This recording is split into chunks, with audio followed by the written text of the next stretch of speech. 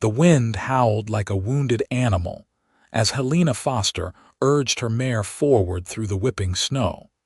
But the exhausted horse could barely manage another step through the drifts that now reached past its knees. Helena had left Greeley, Colorado 3 hours ago, foolishly confident she could reach the neighboring ranch before the weather turned.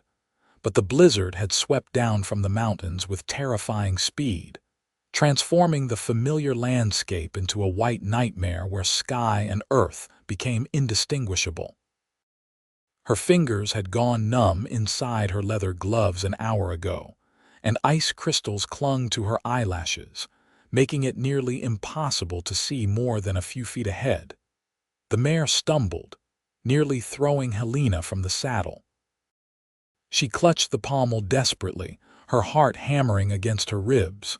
This was how people died out here, she realized with sudden clarity. Frozen solid, found weeks later when the spring thaw came. Her father had warned her about traveling alone, but Helena had been stubborn, insisting she needed to check on Mrs. Patterson, who had taken ill. Now her stubbornness might cost her everything. Through the driving snow, a dark shape materialized. At first, Helena thought it was a rock formation, but as her horse plodded closer, she realized it was a building. A barn. Relief flooded through her so powerfully she nearly wept.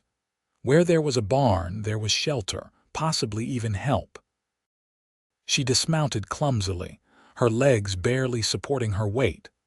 Leading the mare toward the structure, she noticed other buildings nearby, all barely visible through the blinding white. A ranch, isolated and seemingly far from any neighbors. She had no idea whose property this was, but right now she did not care. The barn door was partially open, snow drifting inside. Helena pulled it wider and led her horse into the blessed relief from the wind. The interior was warmer, though still cold, and smelled of hay and livestock. Several horses occupied stalls, their dark eyes watching her arrival with mild curiosity. Helena's mare nickered softly, grateful to be out of the storm. Her hands shook as she tried to remove the saddle, but her frozen fingers would not cooperate. She managed to get the bridle off and guide the mare into an empty stall before her vision started to blur. The warmth of the barn, relative as it was, made her realize just how cold she had become. Her entire body began to shake violently. She needed to find the main house, needed to get warm. Stumbling back toward the barn door, Helena peered out at the storm. She could see a light, faint and golden, perhaps 50 yards away. It might as well have been 50 miles. The thought of going back out into that wind made her want to collapse right there in the hay, but she would surely freeze if she did. Drawing a deep breath, Helena lowered her head and pushed into the storm. The wind immediately tried to knock her sideways. She kept her eyes fixed on that distant light, using it as her anchor. Each step required tremendous effort, the snow pulling at her skirts, the cold seeping deeper into her bones. 20 yards. 30. She lost sight of the light for a terrifying moment, panic surging through her chest, but then it reappeared, closer now. Her foot caught on something buried in the snow and she fell hard, face first into a drift. The cold shocked her system, and for a moment she could not move, could not think. This was it. This was how it would end. But some stubborn part of her, the same part that had insisted on making this foolish journey, refused to give up. Helena pushed herself to her knees, then to her feet, and continued forward. When her outstretched hand finally touched wood, she almost sobbed with relief.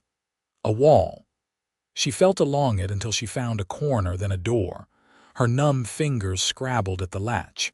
Please, she thought desperately, please do not be locked. The latch lifted. The door opened inward.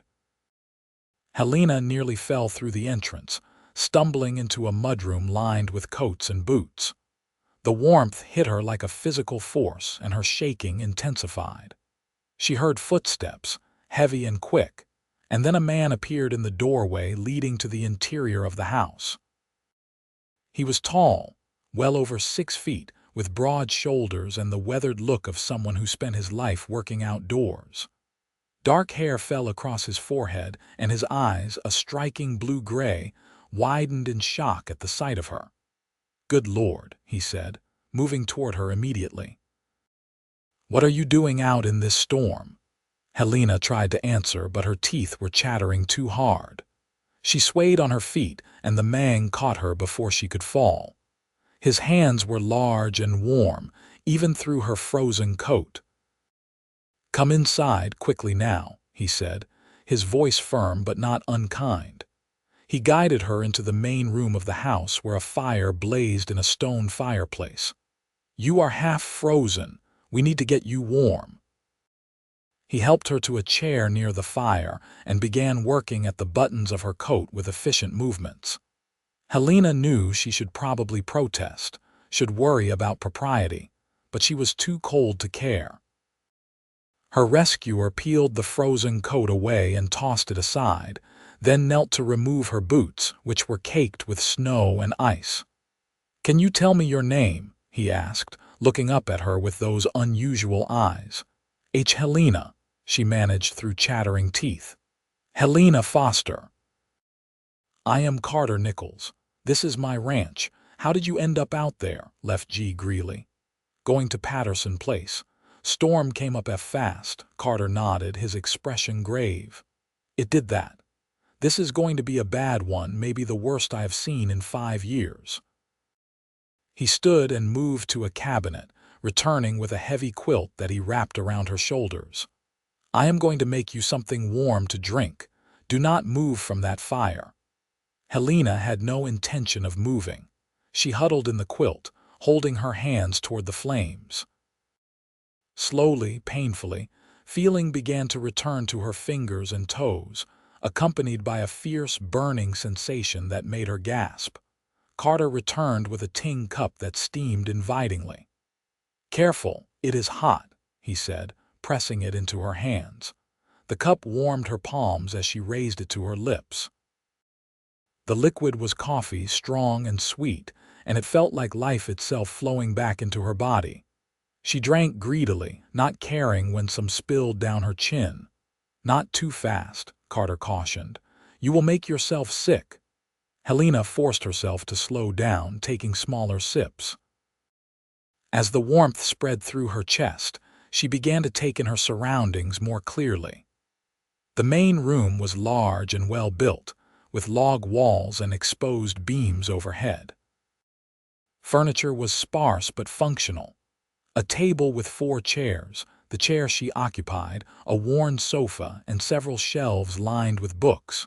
A doorway led to what appeared to be a bedroom, and another to what must be a kitchen. "I am sorry for the intrusion," Helena said, her voice steadier now. "I did not know where else to go." "You did exactly right," Carter assured her. "If you had tried to continue on, you would not have made it another mile.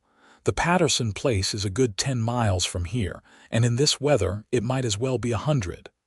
10 miles. Helena closed her eyes briefly. She had been so turned around in the storm, she had no idea she had strayed so far from her intended route. "My horse," she said suddenly, looking up. "I left her in your barn." "I will see to her shortly," Carter said. "Right now, you are my priority." "Do you hurt anywhere? Any injury from your journey?" Helena mentally assessed herself. Everything hurt, but it was the general hurt of cold and exhaustion, not the sharp pain of injury. "No, I think I am just frozen and tired." "Good. The storm is only going to get worse. You can hear it even in here."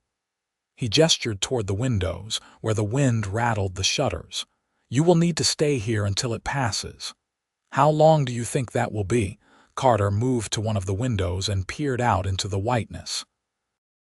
When he turned back, his expression was serious. "Could be days, maybe longer. This is a big storm, and once it passes, the drifts will be too deep for travel. Spring is months away, so you might as well prepare yourself to stay." The words hung in the air between them. Months. Helena felt a flutter of panic in her chest. She could not possibly stay here for months, alone with a man she had never met. It would be the end of her reputation. But even as the thought formed, she recognized its absurdity. What choice did she have? Freeze to death to preserve her reputation. "I cannot impose on you for that long," she said weakly. "You are not imposing. You would die if you tried to leave, and I am not about to let that happen." His tone was matter of fact, as though the decision had already been made. "I have plenty of supplies, room enough, and honestly, the company will be welcome. It gets lonely out here in winter." Helena studied him more carefully.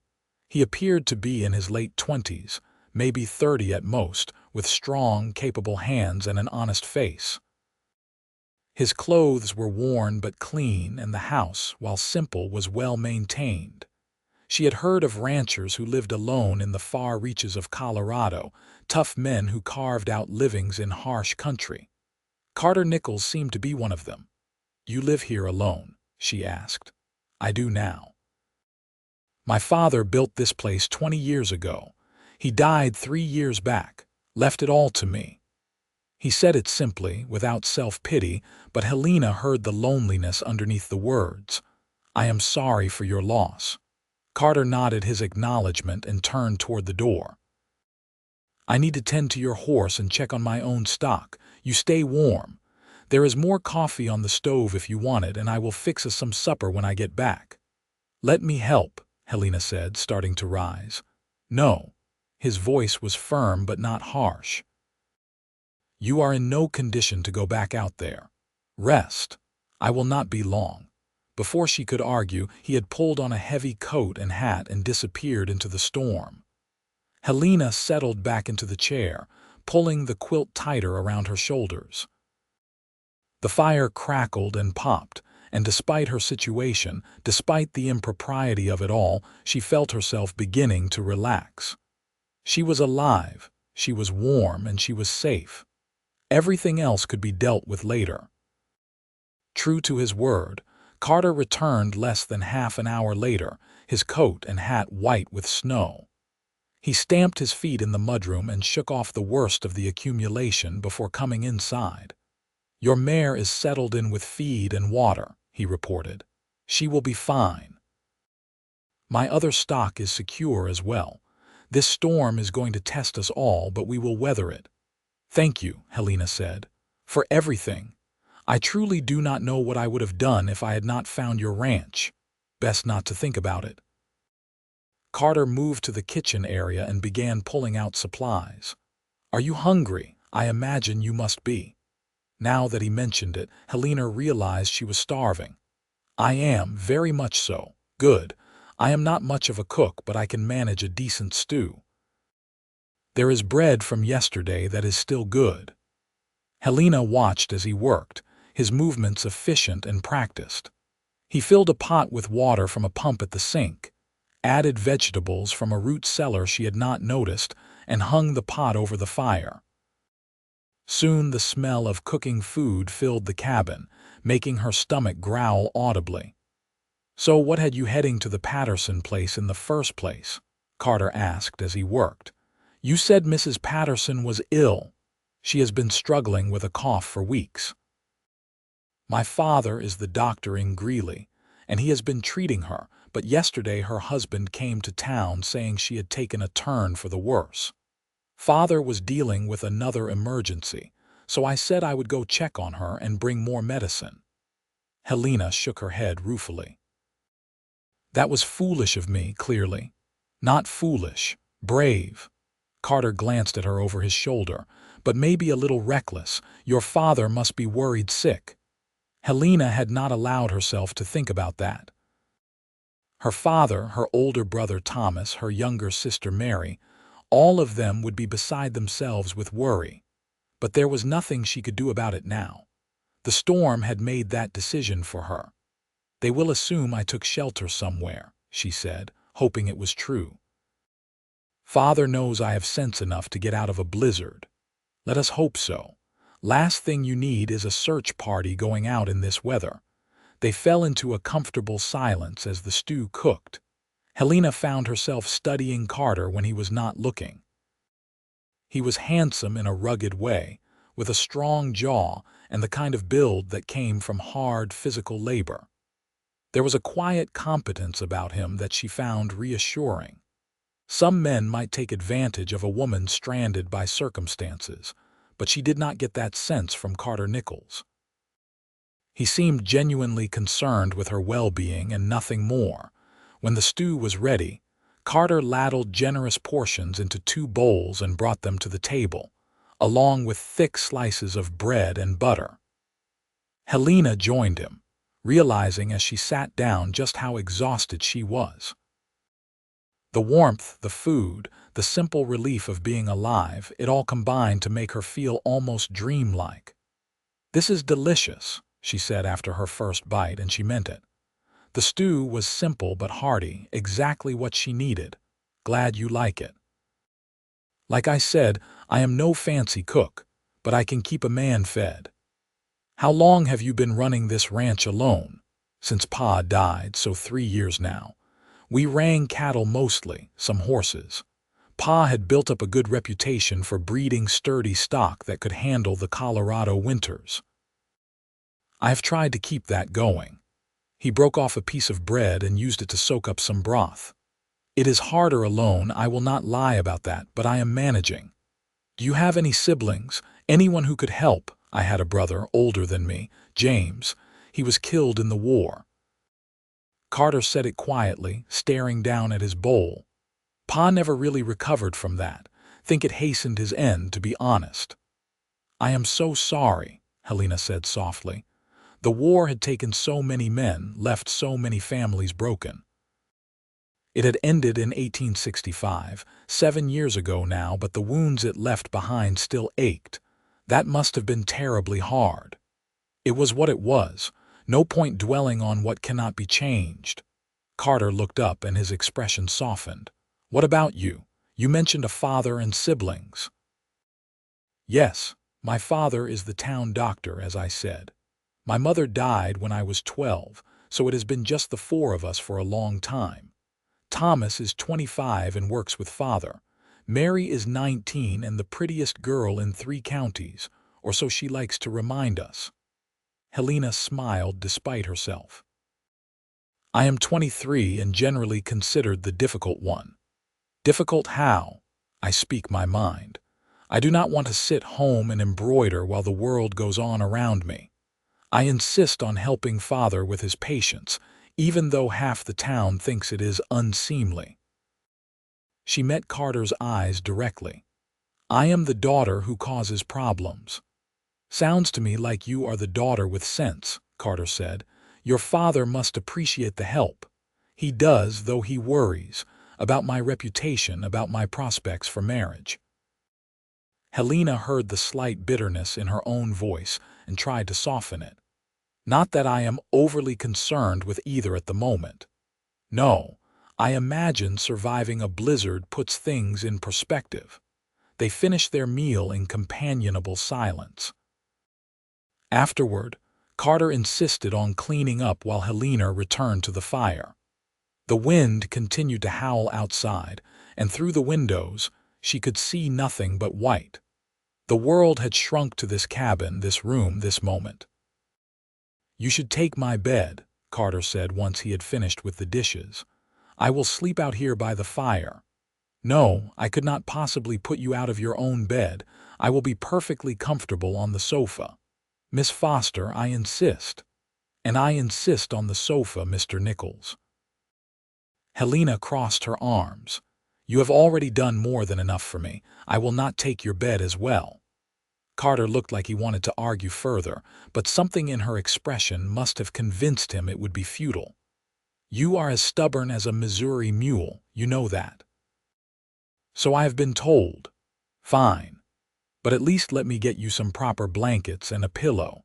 That sofa is not the most comfortable piece of furniture." Helena accepted this compromise and soon found herself settled on the sofa with several thick blankets and a surprisingly soft pillow. Carter banked the fire so it would burn through the night and retired to his bedroom, leaving the door open a few inches.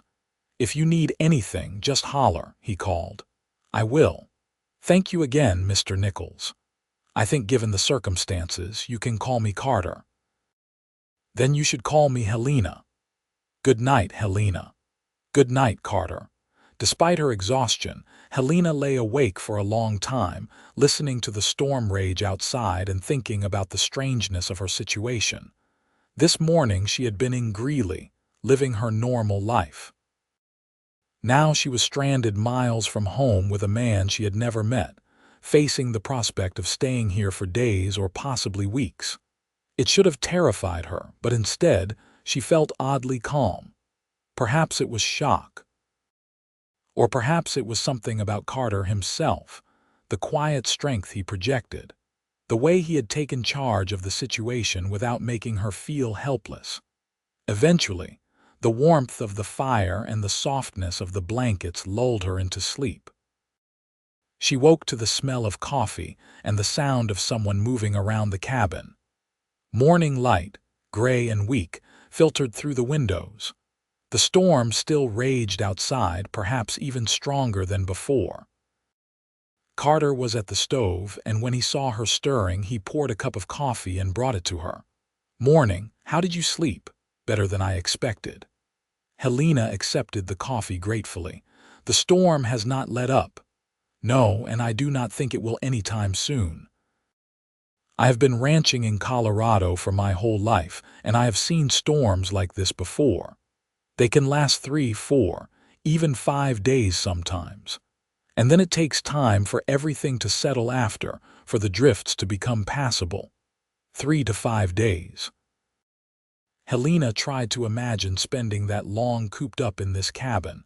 "I suppose we will have to make the best of it." "That we will." Carter moved back to the stove. "I am making breakfast. Hope you like eggs and bacon." "I like anything I do not have to cook myself." Carter laughed at that, a warm, genuine sound that made Helena smile.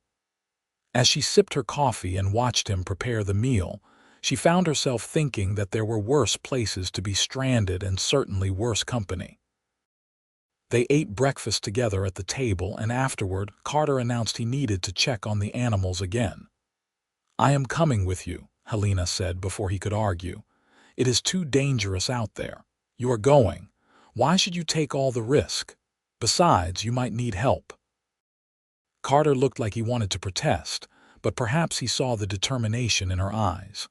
"Fine. But you wear my extra coat and stay close to me. We will tie a rope between us so we do not get separated." They bundled up in every warm item Carter could find. He produced a thick coat that had belonged to his father, along with extra scarves and gloves.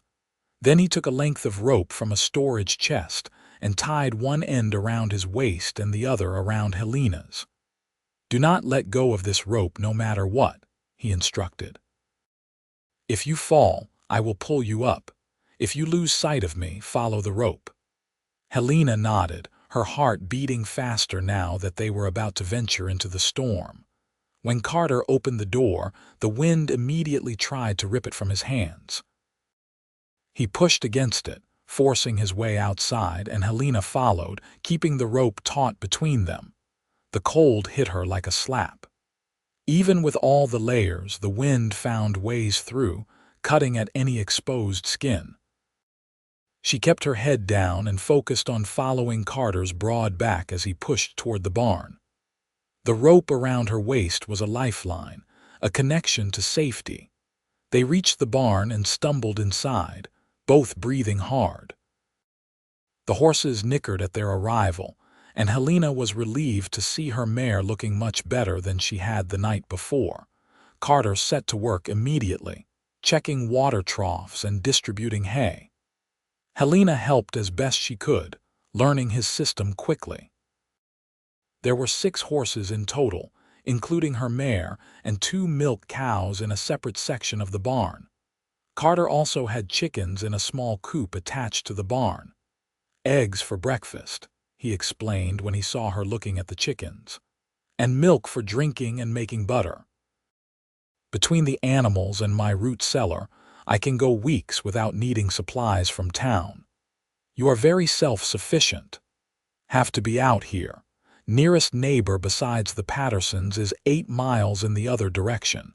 In winter, you learn to provide for yourself or you do not make it. They worked together efficiently, and Helena found satisfaction in the simple tasks. Growing up, her family had always lived in town, and while they kept a small garden, they relied on shops for most of their needs. There was something appealing about this life, hard as it was, something real and honest. When they finished, they made the treacherous journey back to the cabin. Once inside, they stripped off the wet outer layers and returned to the fire to warm up. "You did good out there," Carter said, rubbing his hands together. "Not many town ladies would have been willing to help." "I am not most town ladies.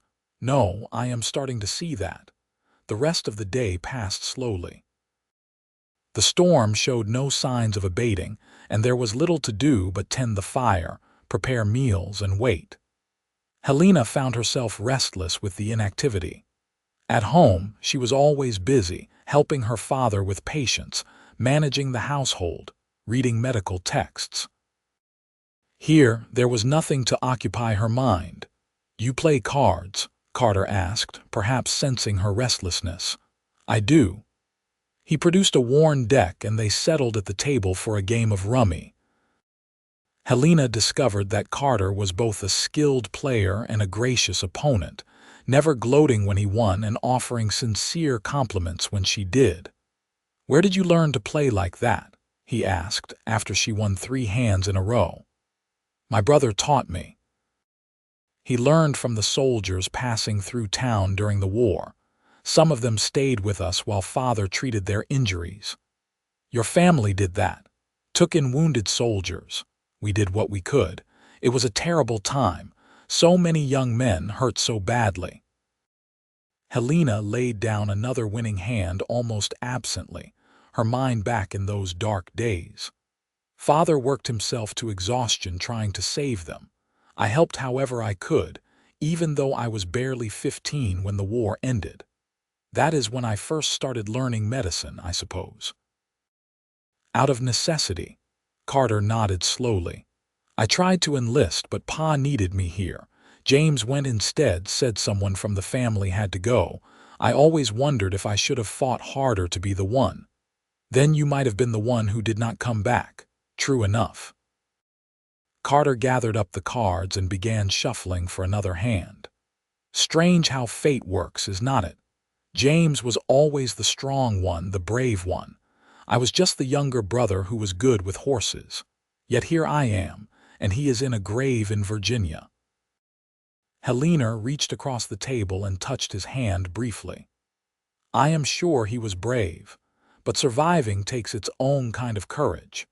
Carter looked at her, and something passed between them, an understanding born of shared losses and the strange intimacy of their situation. Then he smiled slightly and dealt the next hand. They played cards until it was time to prepare supper. Helena insisted on helping with the meal this time, and they worked side by side in the small kitchen, the space requiring them to move around each other in a dance of proximity and careful distance.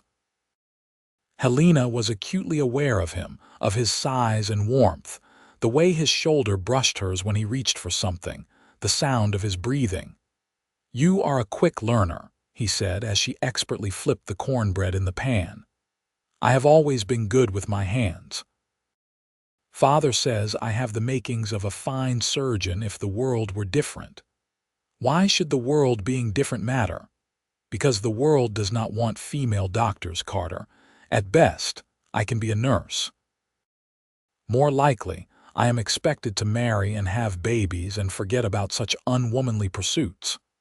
That seems like a waste of talent." The simple statement, delivered without judgment or condescension, made Helena look at him with new appreciation. Most men do not see it that way. "Then most men are fools." They ate their supper and cleaned up together, and then, because there was nothing else to do, they sat by the fire and talked. Helena found herself telling Carter things she rarely shared with anyone. Her frustrations with the limitations placed on her. Her dreams of maybe studying medicine properly someday. Her fear that she would end up trapped in a life she did not want. Carter listened without interrupting, his attention complete and genuine. When she finally ran out of words, he was quiet for a moment, staring into the fire. "I think you will find your way," he said eventually. "You are too determined not to. I hope you are right. What about you?" Helena asked. "Do you plan to run this ranch alone forever?" Carter shrugged. "I never thought much beyond the next season. I suppose someday I might marry, have a family. But finding a wife when you live this far from civilization is not easy. And most women take one look at this place and run for the hills." "It is isolated," Helena agreed, "but there is a beauty to it, a peace. I can see the appeal." "Can you?" Carter looked at her with interest. "Most town folks think of places like this as punishment, not paradise." "I am not most town folks." "No, you certainly are not." The storm continued into the next day and the day after that. Time began to blur, marked only by meals and trips to tend the animals and the slow progression of light and dark outside the windows. Helena settled into the rhythm of it, finding unexpected comfort in the simplicity.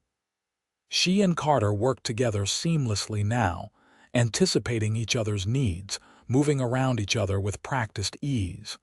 They talked constantly, sharing stories from their pasts, their hopes, their fears.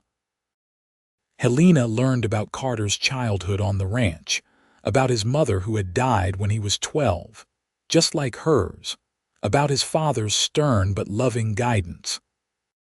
Carter learned about Helena's life in Greeley, about her patience and her studies, about the brother she admired and the sister she loved despite their differences. On the fourth day, Helena woke to silence. The howling wind had finally stopped. She sat up on the sofa and looked toward the windows. The morning light was brighter, clearer. The storm had passed. Carter emerged from his bedroom, also noticing the change. "Finally," he said, moving to a window and opening the shutters. Brilliant white light flooded the cabin. Helena joined him and gasped at what she saw. Snow stretched in every direction, pristine and unmarked, creating drifts that reached halfway up the barn walls. The world had been transformed into something alien and beautiful. "We are snowed in good," Carter observed. "It will be days before those drifts settle enough for travel, maybe longer." "How much longer? Hard to say. Week at least, maybe 2, depends on the weather. If we get a warm spell, things will clear faster. If it stays cold, we will be waiting a while. A week. 2 weeks. Helena tried to calculate how long she had already been here. 4 days since the storm started, plus this day made 5. Another week or 2 on top of that meant she might be here for nearly 3 weeks total. "My family will be beside themselves with worry," she said quietly. "I know. I am sorry, but there is nothing to be done about it. We just have to wait." Helena nodded, accepting the reality of the situation. "Then I suppose I should make myself useful. Teach me more about running a ranch." Carter's expression brightened. "I can do that." Over the following days, he taught her everything. How to milk the cows, how to collect eggs without spooking the chickens, how to curry the horses until their coats gleamed. He showed her how to mend tack, how to split firewood, even how to read the weather signs in the sky. Helena absorbed it all eagerly, finding satisfaction in each new skill mastered. In the evenings, they continued their conversations by the fire, but now there was something else in the air between them, something unspoken but undeniable. Helena found herself watching Carter when she thought he was not looking, noticing the strength in his hands, the kindness in his eyes, the way his whole face changed when he smiled. More than once, she caught him watching her the same way. One night, about 10 days into her stay, they were sitting by the fire after supper when Carter suddenly said, "Helena, I need to tell you something." Her heart jumped. "What is it?" "I know this situation is unusual. I know you did not choose to be here, and I am trying my best to be respectful of that. But I have to be honest with you." He paused, seeming to gather his courage. "I am glad you are here. These past days, having you here, talking with you, working beside you, it has been the best time I have had in years. Maybe ever." Helena felt her breath catch. "Carter, I feel the same way." "You do?" "I do. I should be desperate to leave, desperate to get back to my normal life. And part of me is worried about my family and my reputation and all of that. But another part of me, a bigger part if I am honest, does not want this to end." Carter moved from his chair to sit beside her on the sofa, close but not touching. "What are we going to do about that?" "I do not know." "Tell me what you are thinking." "I am thinking that I have spent the last 10 days falling in love with you, and that terrifies me because you are from town and I am a rancher in the middle of nowhere, and those two things do not seem like they should go together. But when I am with you, everything feels right in a way nothing has felt right since before Pa died." Helena turned to face him fully. "You are falling in love with me. I am past falling. I have landed." Carter reached out hesitantly and touched her cheek. "I love you, Helena. I know that is crazy after such a short time, but it is true." "It is not crazy." Helena covered his hand with hers, holding it against her face. "I love you too, Carter. I think I started loving you the moment you pulled me in from that storm and wrapped me in that quilt. You made me feel safe and valued and seen in a way no one else ever has." Carter leaned forward slowly, giving her time to pull away if she wanted to. She did not want to. When his lips touched hers, it felt like coming home. The kiss was gentle at first, tentative, but then deepened as they both gave in to the feelings they had been holding back. Helena wound her arms around his neck, and Carter pulled her closer, one hand tangled in her hair, the other at her waist. When they finally broke apart, both breathing hard, Carter rested his forehead against hers. "Marry me," he said. Helena pulled back slightly to look at him. "What? Marry me? Stay here, be my wife, help me run this ranch?"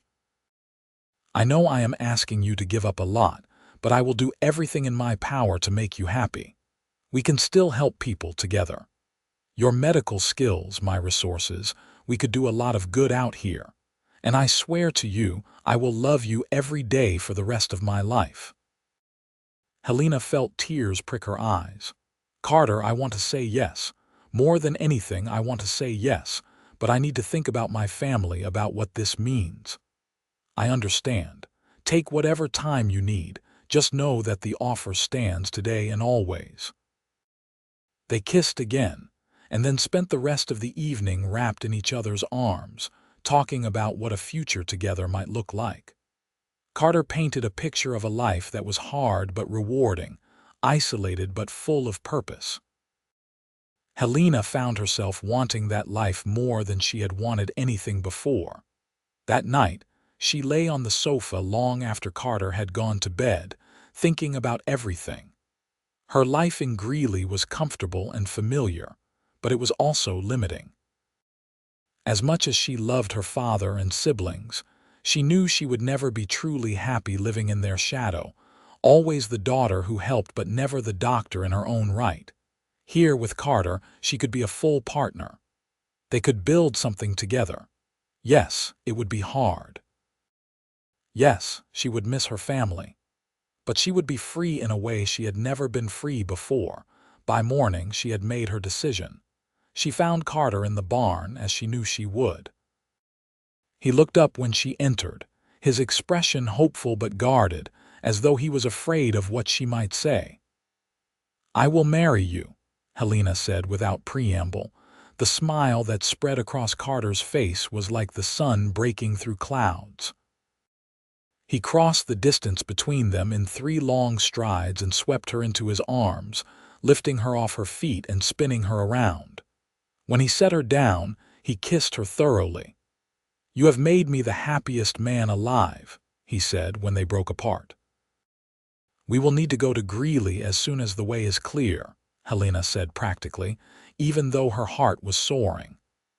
"I need to explain things to my family, and we should marry properly with my father to give me away. Of course, whatever you want. I will buy you a ring in town, a real wedding ring, not just some makeshift thing. I do not need anything fancy, just you." They spent the rest of the day planning their future. Carter showed her the full extent of his land, or as much as they could see from the cabin windows.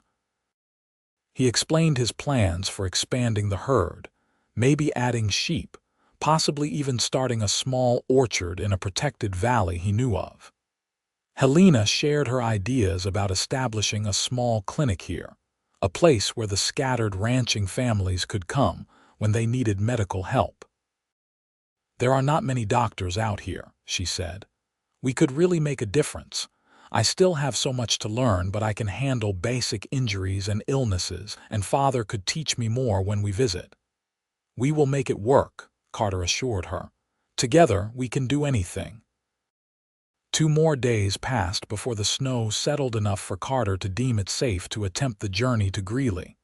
He hitched up his strongest horse to a sleigh, loaded it with supplies, and helped Helena aboard. "Ready?" he asked, taking the seat beside her. "Ready." The journey took most of the day. The snow had transformed the landscape so completely that even Carter, who knew every inch of this country, had to navigate carefully. But eventually, the buildings of Greeley came into view, and Helena felt a mix of emotions. Relief at seeing home again, anxiety about how her family would react, and underneath it all, a profound certainty that she was making the right choice. The town was bustling despite the snow, people out clearing pathways and checking on neighbors. As the sleigh moved down the main street, heads turned and voices called out in surprise. Helena Foster, who had been feared dead, returned from the wilderness. They pulled up in front of her father's house and office, and before Helena could even climb down, the door burst open and her sister Mary came running out, still in her house dress despite the cold. "Helena! Oh my God, Helena!" Mary threw herself at Helena as soon as she was on the ground, nearly knocking her over. "We thought you were dead. We have been so worried." Helena hugged her sister tight. "I am fine, Mary. I am perfectly fine." Her father appeared in the doorway, and Helena saw the way his face crumpled with relief. He was a tall, thin man of 55, with gray threaded through his dark hair and spectacles perched on his nose. Right now, he looked like he had aged a decade. "Helena," he said, his voice breaking. "Thank God." Helena disentangled herself from Mary and went to her father, letting him envelope her in a hug. "I am so sorry I worried you, Father. Where have you been? We sent men out looking for you as soon as the storm hit, but the weather was too bad. They could not find any trace. I got caught in the blizzard on my way to the Patterson place. I would have died if Mr. Nichols here had not taken me in." Helena stepped back and gestured to Carter, who had been hanging back respectfully. "Father, Mary, this is Carter Nichols. He saved my life." Carter removed his hat and nodded. "Sir, Miss." Helena's father came down the steps and extended his hand. "Dr. Harold Foster, I cannot thank you enough for protecting my daughter." "It was my honor, sir," Carter said, shaking his hand. "Helena is a remarkable woman." "Yes, well, please come inside, both of you. You must be frozen. We have much to discuss." They all went into the house, where Thomas appeared from the back room, his eyes widening when he saw Helena. More hugs, more tears, more exclamations of relief and thanksgiving. Finally, they all settled in the parlor, with Mary insisting on bringing tea and cake. "Now, Dr. Foster said once everyone was seated. "I want to hear everything. Start from the beginning." Helena told the story as clearly as she could, explaining about the storm, her near death, Carter's rescue. She was careful to emphasize how respectful he had been, how proper, but she did not miss the way her father's expression grew more troubled as she talked. When she finished, there was a long silence. Finally, Thomas spoke. He was a serious young man who looked much like their father, and his tone was measured but concerned. "Helena, you understand what this means for your reputation. 2 weeks alone with a man, unchaperoned. People will talk." "Let them talk," Helena said firmly. "I am alive. That is what matters." "That is not all that matters, and you know it," Thomas insisted. "This could ruin you. No decent man will want to marry you after this gets out, and it will get out. The whole town saw you arrive with Mr. Nichols." "Then it is fortunate that I have already found a decent man who wants to marry me." Helena reached for Carter's hand. "Father Thomas, Mary, I have something to tell you. Carter has asked me to marry him, and I have accepted." The silence that followed this announcement was deafening. Mary gasped. Thomas looked stunned.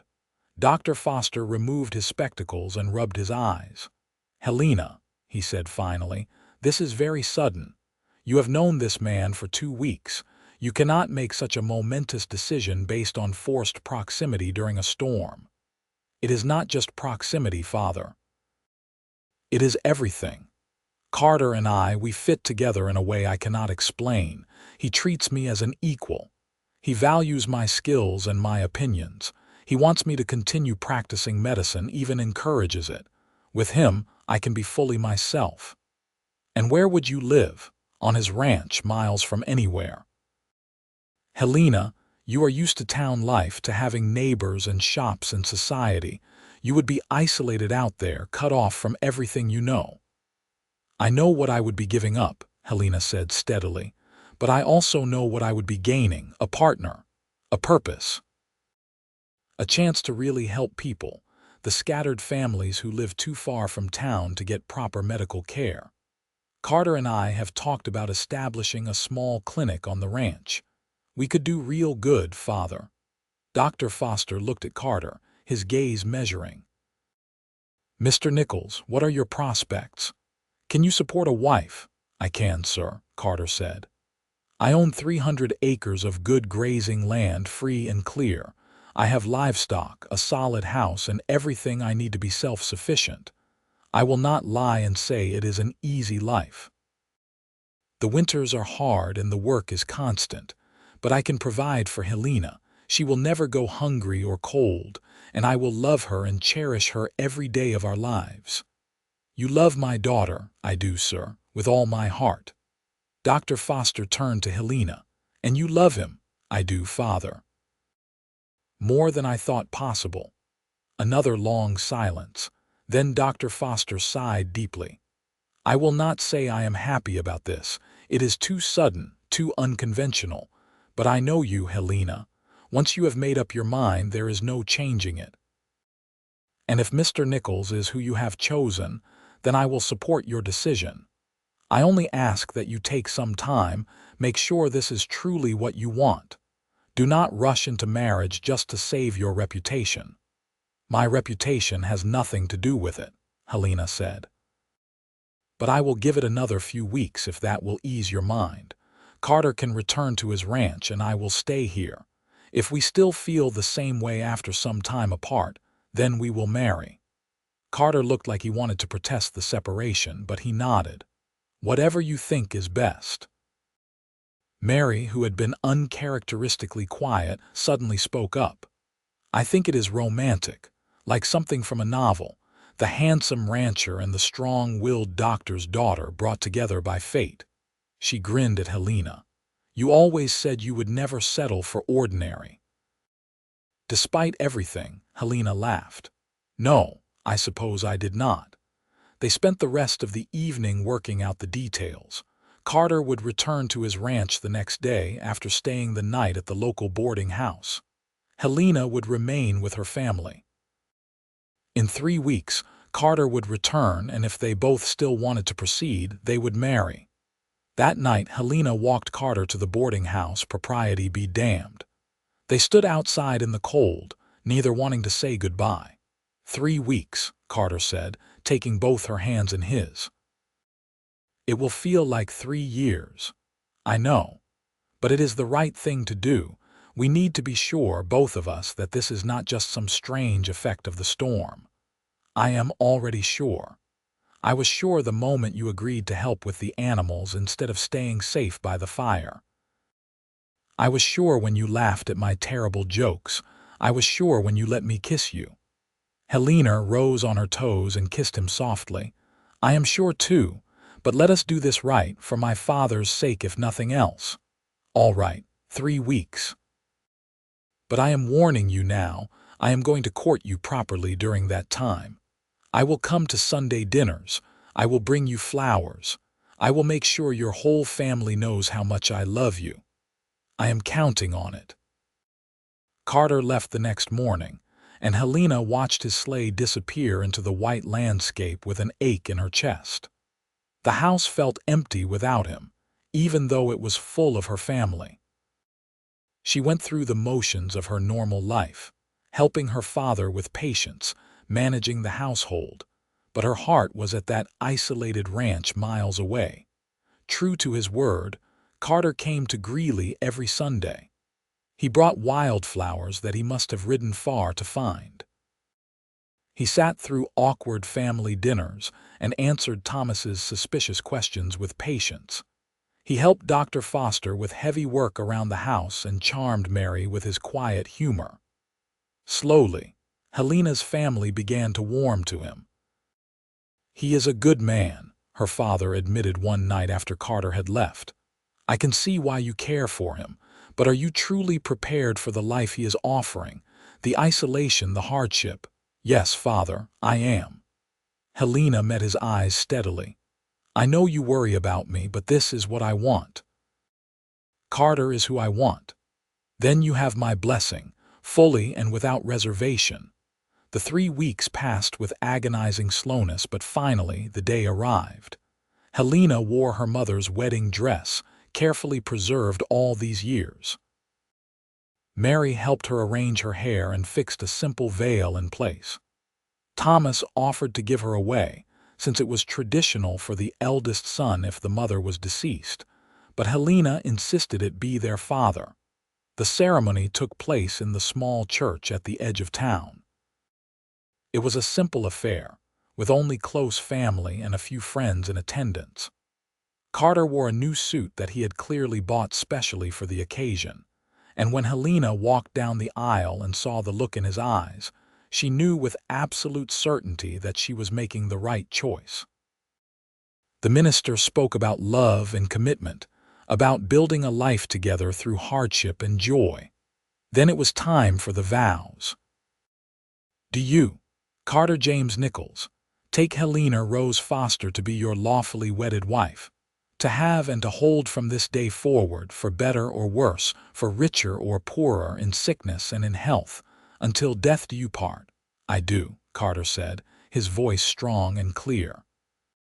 And do you, Helena Rose Foster, take Carter James Nichols to be your lawfully wedded husband, to have and to hold from this day forward, for better or worse, for richer or poorer, in sickness and in health, until death do you part?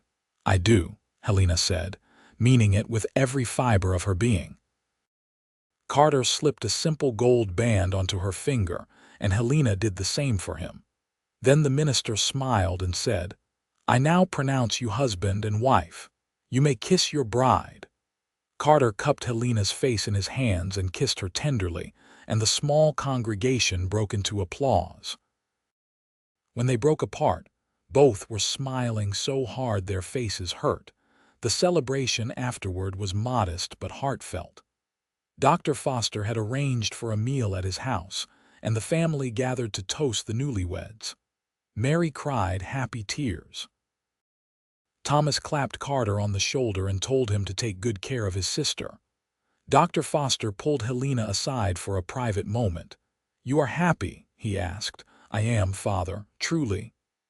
"Then that is all I can ask, but promise me you will visit sometimes. And if you ever need anything, anything at all, you send word immediately." "I promise." As the afternoon waned, Carter and Helena prepared to leave. They had a long journey ahead of them, back to the ranch that would now be Helena's home. The family gathered outside to say goodbye, and Helena hugged each of them fiercely. "Do not be a stranger," Mary whispered in her ear, "and you have to tell me everything. What is it like being married?" Helena laughed. "I will write you every week." Finally, they climbed into the sleigh, now loaded with Helena's belongings and wedding gifts. Carter took the reins, and with a final wave to her family, they set off. The journey was long but beautiful. The sun shone on the snow, making everything sparkle. Helena sat close to Carter, bundled in blankets, and felt a profound sense of peace. She was going home. Not the home she had known for 23 years, but the home where she belonged. They arrived at the ranch as the sun was setting, painting the sky in shades of pink and gold. Carter helped Helena down from the sleigh, and then, before she could take a step toward the house, he swept her into his arms. "What are you doing?" she laughed. "Carrying my bride over the threshold. It is tradition." He carried her into the cabin and set her gently on her feet. Helena looked around at the space that was now hers. It looked the same as when she had left it 3 weeks ago, but everything felt different. This was not a shelter in a storm anymore. This was home. Carter came up behind her and wrapped his arms around her waist, pulling her back against his chest. "Welcome home, Mrs. Nichols." Helena turned in his arms and kissed him. "I like the sound of that." They spent their first night as husband and wife, wrapped in each other's arms, exploring the intimacy that marriage permitted, learning each other's bodies with tenderness and growing passion. Carter was gentle but ardent, and Helena discovered that the feelings she had thought were as intense as possible could deepen even further. In the days that followed, they fell into a new rhythm, this one as husband and wife. Helena learned the full scope of managing the ranch, taking on responsibilities with enthusiasm. She proved to be a quick study, and soon was handling tasks without needing Carter's guidance. Word spread among the scattered ranching community that Dr. Foster's daughter had married Carter Nichols and was living at his ranch. It was not long before people began showing up, seeking medical help. A rancher's wife with a badly infected cut, a child with a fever that would not break, a man who had been kicked by a horse and needed stitches. Helena treated them all, drawing on everything her father had taught her and improvising when she encountered something new. She kept detailed notes and wrote to her father regularly, asking questions and describing symptoms. Dr. Foster wrote back with advice and encouragement, and gradually, Helena's skills grew. Carter built her a small room off the side of the cabin to serve as an examination space, and helped her order medical supplies from a catalog. Helena's clinic became known as a place where you could get good care without having to make the long trek to Greeley. The first year of their marriage flew by in a blur of work and learning and deepening love. They faced challenges, of course, a harsh winter that tested all their resources, a summer drought that threatened the grazing, small disagreements about how to handle various situations. But they faced everything together as partners, and their bond only strengthened. On their first anniversary, Carter gave Helena a gift, a beautiful medical bag, leather and well-crafted, with her initials embossed on the side. "For the doctor of the house," he said, kissing her forehead. Helena ran her fingers over the smooth leather, her eyes misting. "It is perfect." Thank you, Carter said, "for choosing this life, for choosing me. This year has been the best of my life. Mine too." That night, as they lay in bed, Helena shared news she had been holding for a few days, waiting for the right moment. "Carter, there is something I need to tell you." He propped himself up on one elbow, looking concerned. "What is it? Are you all right?" "I am fine. Better than fine, actually. I am pregnant." Carter's expression went through several transformations in quick succession: shock, disbelief, and then pure joy. "Pregnant, you are sure?" "I am sure. I have all the signs, and I know how to recognize them. We are going to have a baby." Carter pulled her into his arms, holding her so tightly she could barely breathe. "A baby," he whispered. "Our baby. Helena, I am going to be a father. You are going to be a wonderful father." Over the following months, Helena's belly grew. She continued to work as long as she could, treating patients and helping with the ranch work, though Carter became increasingly protective, insisting she rest more and let him handle the heavier tasks. When her time came, it was the middle of a warm summer night.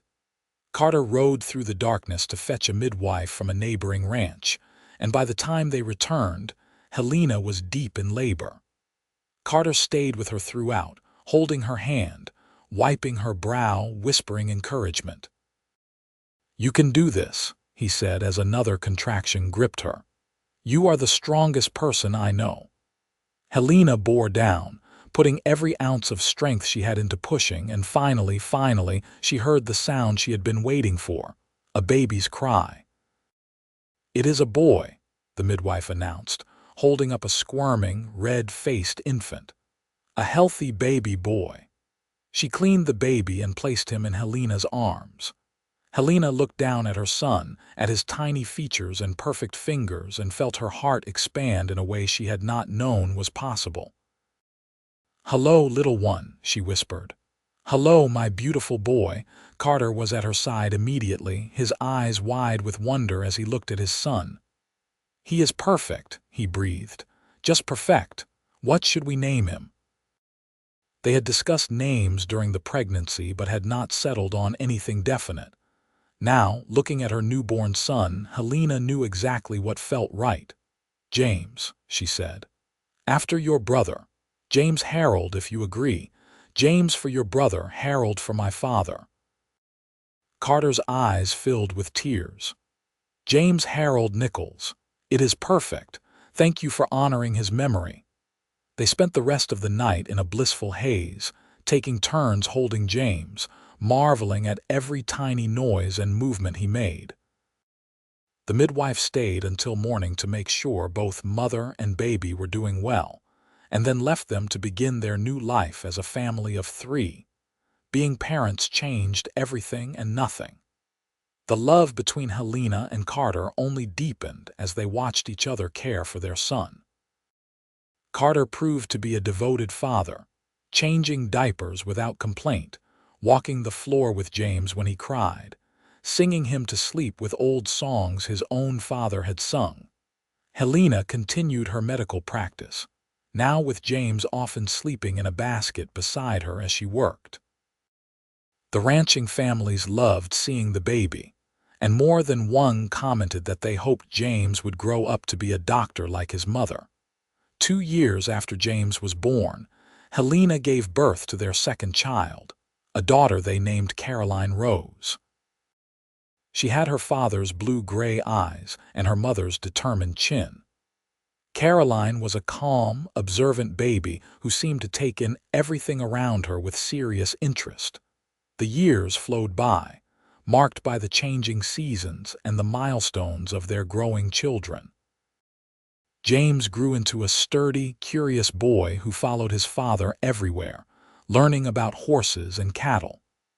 Caroline developed a quick mind and a gentle manner that made her perfect for helping with Helena's patients.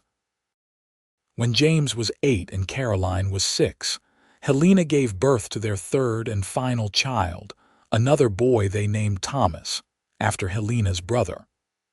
Thomas was a surprise, as Helena had thought her childbearing years were behind her, but he was a welcome one. He inherited the best features of both parents and grew into a cheerful, adventurous child who kept them all on their toes. Through it all, the ranch prospered. Carter's careful management and Helena's clinic income allowed them to expand their holdings and improve their stock. They were not wealthy by any means, but they were comfortable and, more importantly, they were happy. Helena's family visited regularly, making the journey from Greeley every few months. Dr. Foster delighted in his grandchildren and often stayed for weeks at a time, helping Helena with difficult cases and teaching the children basic medicine. Mary had married a merchant and moved to Denver, but she came back when she could, always bearing gifts for the children and wanting to hear all about Helena's life. Thomas had taken over their father's practice when Dr. Foster finally retired at 70. He brought his own family to visit each summer, and the ranch would fill with cousins running and playing. Carter's prediction about Helena finding her way had proven true. She had become the frontier doctor her father had trained her to be, respected and valued by the community. She delivered babies, set bones, treated illness and saved lives, all while raising her own children and managing a ranch. But more than any of that, she had found love. The kind of love that grew stronger with each passing year, that weathered hardships and celebrated joys, that built a family and a legacy. On their 20th wedding anniversary, Carter and Helena stood together on the porch of their home, watching the sun set over the mountains. Their children were inside, James, now a tall young man of 19 who ran much of the ranch operation, Caroline at 17 already showing signs of following in her mother's medical footsteps, and Thomas at 11, still more interested in mischief than work. "You ever regret it?" Carter asked, slipping his arm around Helena's waist. "Giving up town life for this?" Helena leaned into him, as comfortable with his touch now as she had been on their wedding night, perhaps more so. "Not for a single moment. This is exactly where I am meant to be. Even when the winters are hard, even when we go weeks without seeing another soul, especially then, because I am with you." Carter kissed her temple. 20 years. Sometimes it feels like a lifetime, and sometimes it feels like no time at all. "I know what you mean." They stood in comfortable silence, watching the colors change in the sky. Behind them, they could hear their children's voices, James explaining something to Thomas while Caroline laughed at whatever he said. These were the sounds of home, of a life built with love and purpose. "Do you remember what you said to me that first night?" Helena asked. "When you told me the storm would last days and I would need to stay. I said spring was months away and you might as well prepare yourself to stay. You were wrong, though. Spring came much sooner than months. It came the moment you opened your door and let me in. Everything after that has been springtime." Carter pulled her closer. "I like that, though I might argue that you brought the spring with you. My life before you was all winter. You thawed something in me I did not even know was frozen." "We saved each other then." "We did." James appeared in the doorway. "Ma, Pa, supper is ready. Caroline made your favorite, Ma. We will be right in," Helena called back. But they lingered a moment more, neither quite ready to leave this perfect moment. The sky had turned deep purple now, the first stars beginning to appear. Somewhere in the distance, a coyote called, and the sound carried clear on the evening air. "I love you," Carter said. "Just as much as I did when I first said it, more even." "I love you too. Always have, always will." They went inside together, into the warmth and light and laughter of their home. Dinner was a lively affair, as it always was, with everyone talking over each other, sharing stories from their day. Helena looked around the table at her family, at the life she had built from that one blizzard night, and felt profound gratitude. After dinner, as she helped Caroline clean up while the men folks settled in the parlor, her daughter said, "Ma, I want to study medicine. Real medicine, at a university if possible. I know it will be hard for a woman, but you have always told me that hard does not mean impossible." Helena set down the dish she was drying and turned to her daughter. I think that is a wonderful idea. Your grandfather has connections and times are changing. It will not be easy, but if it is truly what you want, your father and I will support you completely. Caroline's face lit up. Really? I was so worried you would think it was foolish. Never foolish to pursue your dreams. Look what pursuing mine brought me.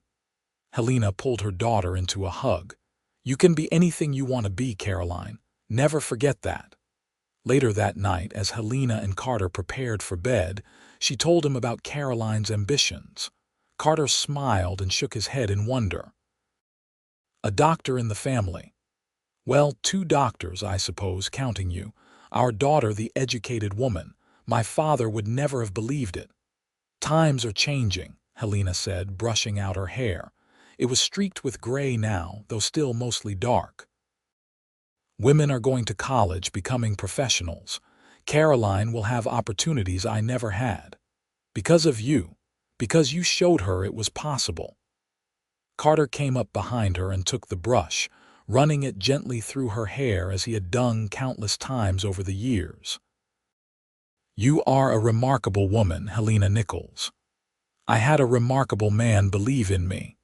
They climbed into bed, and Carter pulled Helena close, her back against his chest, his arm around her waist. This was how they always slept, fitting together like pieces of a puzzle. Thank you, Helena whispered into the darkness. For what? For being there that night, for opening your door, for saying I could stay. Best decision I ever made. Carter kissed her shoulder. Sleep now, tomorrow is a new day. Helena closed her eyes, listening to the sound of Carter's breathing, feeling the solid warmth of him behind her. Outside, the wind picked up slightly, but it was nothing like that long-ago blizzard. This was just the normal sound of wind through the valleys, the sound of home. She thought about everything that had happened since that terrifying ride through the storm. How scared she had been, how certain she was going to die. How Carter had appeared like an answer to a prayer she had not known how to say. How those days trapped by the weather had revealed something deeper than either of them expected. The blizzard had been devastating and dangerous, but it had also been the best thing that ever happened to her. It had brought her here, to this bed, to this man, to this life. It had given her a home and a purpose, and a love that would last all their days. In the other rooms, her children slept peacefully, safe and warm.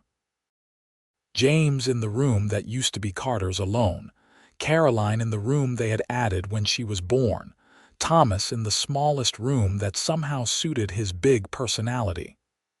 Her family, her legacy, her joy. Helena had helped birth dozens of babies over the years, had saved countless lives, had eased pain and cured illness. She had made a real difference in this corner of Colorado. But her greatest achievement was not her medical work, important as that was. It was this, the family she and Carter had created together, the life they had built from a chance encounter in a storm. As she drifted toward sleep, warm and content, Helena sent a silent thank you to whatever force had sent that blizzard, had guided her to this ranch, had brought her to Carter. Without that storm, she would have lived a perfectly fine life. She would have been content enough. But she would never have known this kind of happiness, this kind of love. The years continued to pass. James married a rancher's daughter from the next valley over and brought her home to the ranch. Caroline went off to study medicine in Boston, writing letters full of her excitement and challenges. Thomas grew into a responsible young man who took over more and more of the ranch work. Dr. Foster passed away peacefully in his sleep at 79, surrounded by family. At the funeral in Greeley, Helena stood between Carter and Thomas, tears streaming down her face as she said goodbye to the man who had taught her everything, who had supported her unconventional dreams, who had given his blessing to her marriage even when it seemed too sudden, too risky. He was so proud of you, Carter whispered, holding her hand tight. Always. I know. I was lucky to have him as my father. Mary came to stay with them after the funeral, and the sisters spent long nights talking, remembering their childhood, their mother, their father, all the people they had loved and lost. But the grief, while real, was not crushing. Dr. Foster had lived a long, full life. He had died knowing his children were happy and settled, his grandchildren thriving. There was comfort in that. Life went on, as it always does. Caroline returned from medical school with her degree and opened her own practice in Greeley, taking over the building where her grandfather had worked. James and his wife had 3 children who filled the ranch with new energy and chaos. Thomas married a schoolteacher from Denver and brought her home as well. The ranch house expanded over the years to accommodate the growing family, new rooms added as needed. It was never fancy, but it was full of love and laughter and life. Helena continued her medical work well into her 60s, only slowing down when her hands began to shake too much for delicate work. Even then, she advised, she taught, she shared her decades of experience with anyone who would listen. Carter's hair went completely gray, then white, but his eyes remained as sharp and blue as ever. He moved a little slower, but he still rose every morning before dawn to see to the animals, still knew every inch of his land. On their 40th wedding anniversary, their children and grandchildren gathered at the ranch for a celebration. The house was bursting with people, multiple generations all there to honor the couple who had built this legacy. James gave a toast. To my parents, who showed me what true partnership looks like, who taught me that love is not just a feeling but a choice you make every day, who built something lasting from nothing but hard work and devotion. Caroline added her own toast. To Ma and Pa, who gave me the courage to pursue my dreams, no matter how impossible they seemed, who proved that a woman can be both a doctor and a wife and a mother, who loved each other so completely that they made all of us believe in love. Thomas raised his glass. To the 2 people who made me believe that home is not a place, but wherever the people you love are gathered.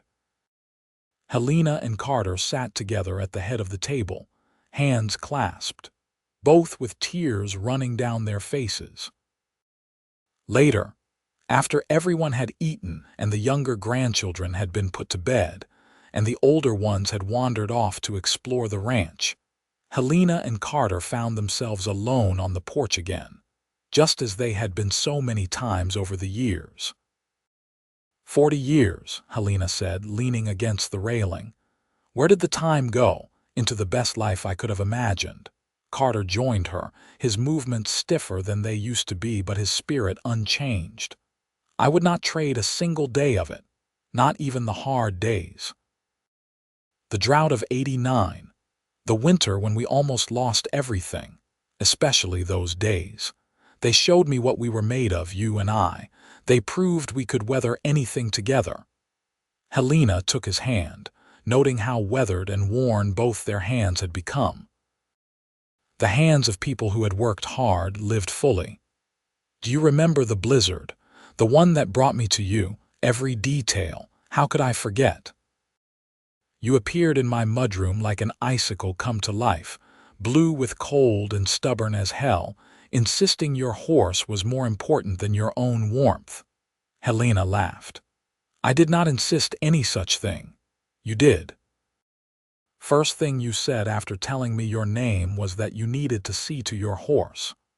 Well, she was important. She got me to safety. And I told you spring was months away and you would need to stay. Carter pulled her close, and they stood together looking out at the land they had shared for 4 decades. Best thing I ever said. Best thing I ever heard. They stood in silence, comfortable and complete. The ranch stretched out around them, buildings and corrals and pastures that represented a lifetime of work. Beyond that, the mountains rose up, eternal and unchanging, the same mountains that had sent that fateful blizzard all those years ago. "When my time comes," Carter said quietly, "I want to go here on this land with you beside me. Do not talk like that. You are going to live forever." "We both know that is not true, but however much time we have left, I want to spend every moment of it with you. You will, I promise." Helena rested her head on his shoulder. "We will go together when we are both ready, many years from now, and our children and grandchildren will remember us as the couple who loved so completely that even death could not separate them." "I like that story." "Me too." They remained on the porch until the stars came out, bright and clear in the Colorado sky. Inside, their family was settling in for the night, filling up every bed and sofa and spare corner. Tomorrow there would be more celebration, more stories, more laughter. But right now, it was just the two of them, the way it had been in the beginning. Helena thought back to that frightened young woman who had stumbled through the blizzard, certain she was going to die. If she could talk to that woman now, what would she say? Perhaps simply this: hold on. Keep moving.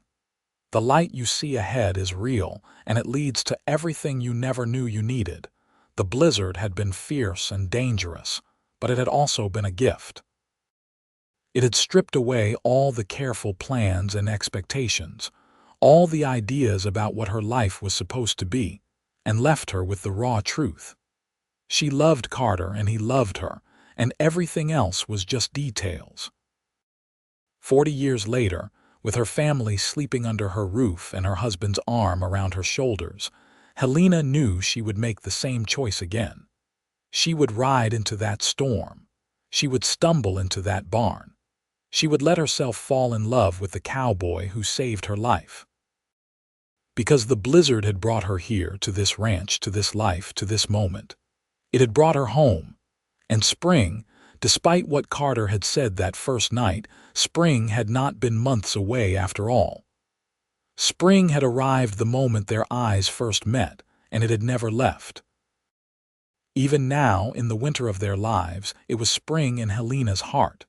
She tilted her face up for a kiss, and Carter obliged, his lips warm on hers. After 40 years of marriage, kissing him still felt like the best thing in the world. "I love you," she whispered. "I love you too," he answered. "Always have, always will." They went inside together, into the house full of their legacy, and closed the door on the night. Tomorrow would bring new challenges and joys, as every tomorrow did, but they would face it together, as they had faced everything for 40 years. The blizzard was long past, but its gift remained. Two lives intertwined, a family created, a love that had lasted decades and would endure beyond their lifetimes in the children and grandchildren who carried their blood and their values forward. It was a good life, Helena thought as she settled into bed beside her husband. The best life. And it had all started with a storm and a cowboy who had said she could stay. She had stayed, and in staying, she had found everything.